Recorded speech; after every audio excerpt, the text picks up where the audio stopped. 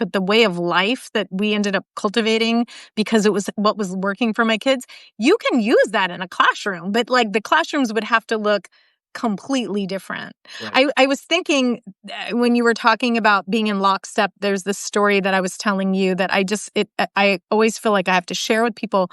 I was in I volunteer at a writing program, this really cool writing program here in Oakland, and we were doing this epic poetry day at a local elementary school. So we went in and the whole day we were writing this epic poem with all of the students and we brought it together and it was really fun.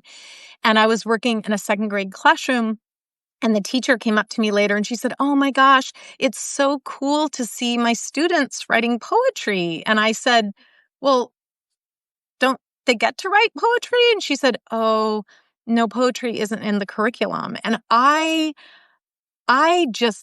couldn't believe it on so many levels. Like that as a teacher, she couldn't decide that a 7-year-old can't write poetry. Like that's like, they're like the age where poetry, like they think like poets, they talk like poets. Like the fact that they wouldn't be able to have poetry because it's not in the curriculum, that she couldn't choose for them to have poetry if she wanted to. And then I was thinking when I taught third grade, like we were using poetry all the time, like writing haikus, writing funny poems, because poetry is such a great forum for writing. It's a contained small thing. And so it's easy for students. Anyway, that was when I really got a sense of, oh my gosh, the classroom has really changed more than I ever imagined.